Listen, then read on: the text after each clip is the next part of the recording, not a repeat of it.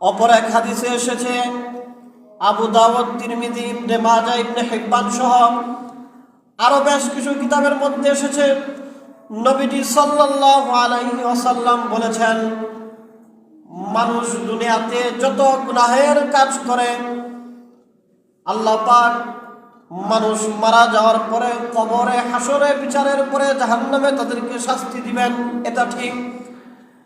কিন্তু দুনিয়াতে এমন কিছু গুনাহ আছে, এমন কিছু গুনাহগার রয়েছে, নবীজি বলেন আল্লাহ পাক রব্বুল আলামিন তাদের শাস্তি দুনিয়ায় দিয়ে দিতে চান।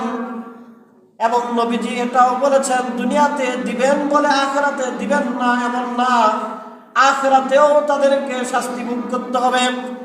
আল্লাহর নবী বলেন, মা মিন যামবিন আজদারু আইয়ুআজ্জিলাল্লাহু লিসাহিবিহিল উকুবাতা ফিদ দুনিয়া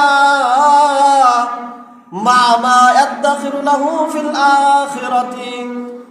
নবীজি বলেছেন, আল্লাহ এমন কিছু গুনাহগার রয়েছে যাদেরকে শাস্তি দেওয়ার ক্ষেত্রে খুবই তাড়াহুড়া করেন, দ্রুতই তাদেরকে দুনিয়াতে শাস্তি দিতে চান। মা ইয়াদখিরু ফিল আখিরা, এবং আখিরাতেও তাদেরকে শাস্তি দেওয়া হবে। তারপরে নবীজি বলেন, মিনাল বাগবি ওয়া কতিআতির রহিম।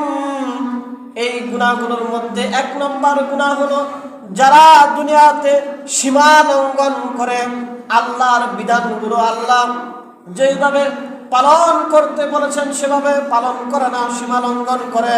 ওয়া কাতিআর রহিম, এবং বৈধ আত্মীয়তার সম্পর্কগুলোকে ছিন্ন করে। তাহলে আত্মীয়তার বন্ধন ছিন্ন করা, সীমা লঙ্ঘন করা, এই দুইটা এমন শাস্তি, এমন গুনাহের কাজ যেগুলোর শাস্তি আল্লাহ দুনিয়ায় দিয়ে দিতে চান।